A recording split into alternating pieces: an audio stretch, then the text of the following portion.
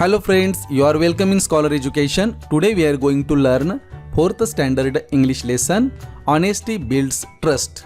Honesty builds trust. Honesty is one of the most important values in life. It helps us earn the trust and respect of others. This lesson tells the story of a young boy named Pawan who finds a coin on the road. Although he wants to buy sweets, his mother teaches him that honesty is more valuable than temporary happiness. By returning the coin to its rightful owner, Pawan learns that truth and honesty bring real happiness. This story inspires us to be honest, kind and responsible in our daily lives.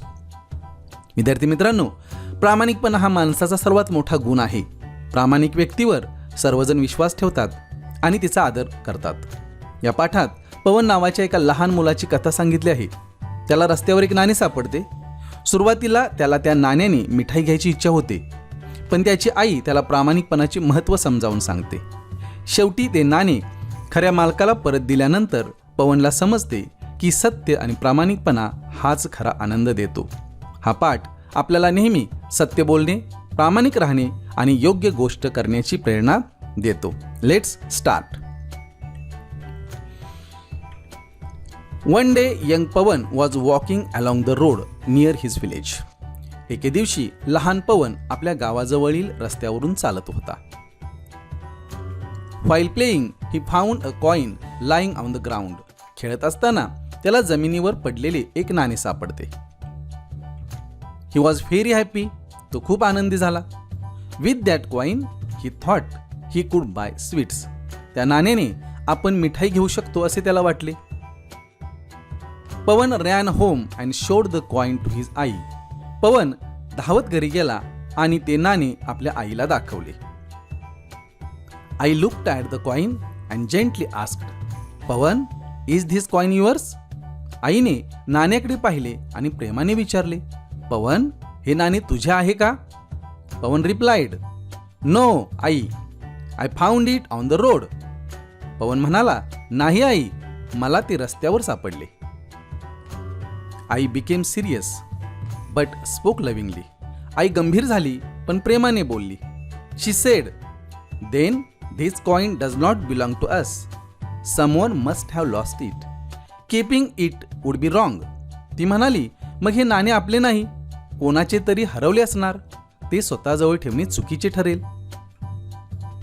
Pawan felt a little sad. पवनला थोडे वाईट वाटले. He really wanted to buy sweets. त्याला खरोखर मिठाई घ्यायची होती.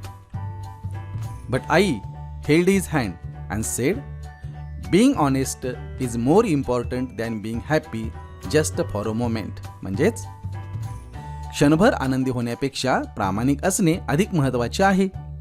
आईने त्याला समजावून सांगितले.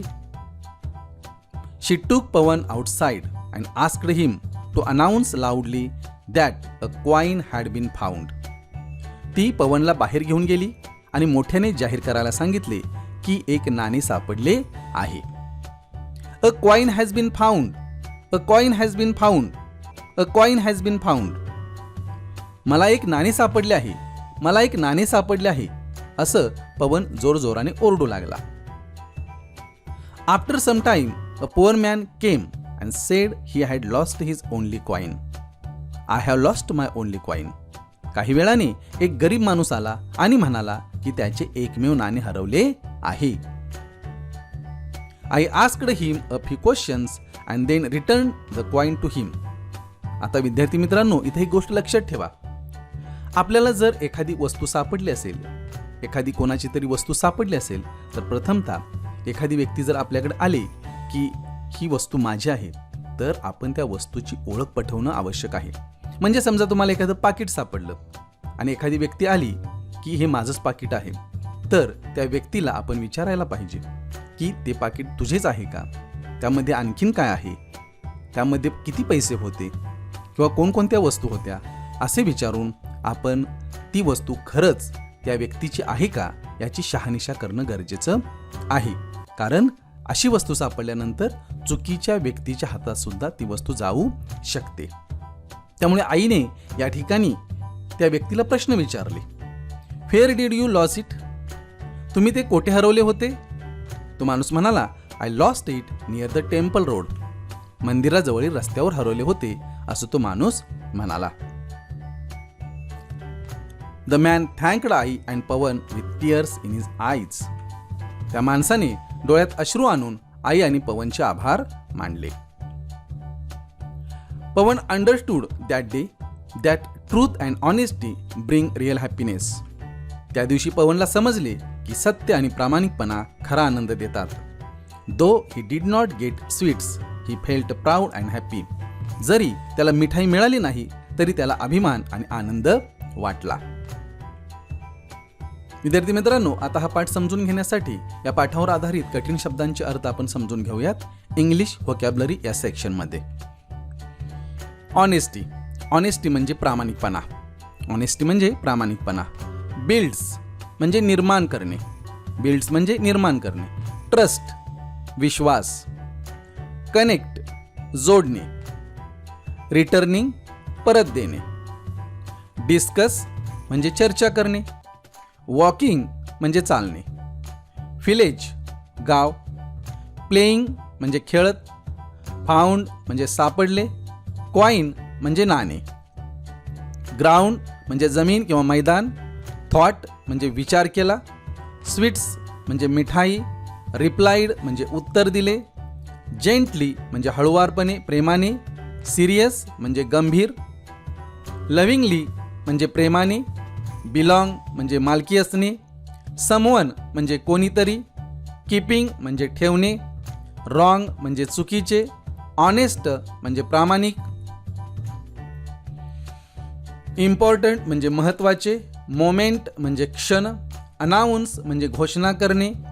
लाऊडली म्हणजे मोठ्याने. पुअर म्हणजे गरीब. रिटर्न म्हणजे परत दिले. क्वेश्चन्स म्हणजे प्रश्न. थँक्ड म्हणजे आभार मानले. टीयर्स म्हणजे अश्रू. अंडरस्टूड म्हणजे समजले. ट्रूथ म्हणजे सत्य. हॅपीनेस म्हणजे आनंद. प्राऊड म्हणजे अभिमान वाटणारा. अलॉंग म्हणजे बाजूने मार्गाने. आउटसाइड म्हणजे बाहेर. ओनली म्हणजे एकमेव. फेल्ट म्हणजे वाटले. आता आपण या पाठावर आधारित क्वेश्चन्स अँड आन्सर्स पाहूयात. Who was walking near his village? Who was walking near his village? Young Pawan was walking near his village. Young Pawan was walking near his village. What did Pawan find on the road? Pawan found a coin on the road. Why was Pawan happy? He was happy because he found a coin.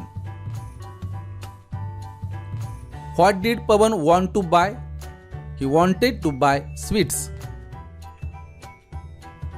To whom did Pawan show the coin? He showed the coin to his eye.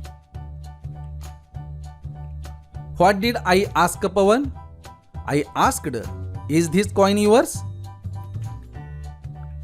What did Pawan reply? He replied, no, I found it on the road. What did I say about the coin? She said the coin did not belong to them. Why did Pawan feel sad? He felt sad because he could not buy sweets. What is more important than momentary happiness? Being honest is more important. What did I ask Pawan to do? She asked him to announce that a coin had been found. Who came after some time? A poor man came. What had the poor man lost? He had lost his only coin. What did I do before returning the coin? She asked the man a few questions. How did the poor man thank Ai and Pawan?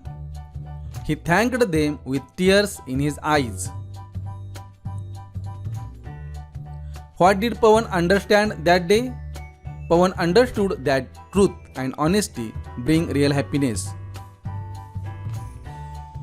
How did Pawan feel at the end? He felt proud and happy. Thank you.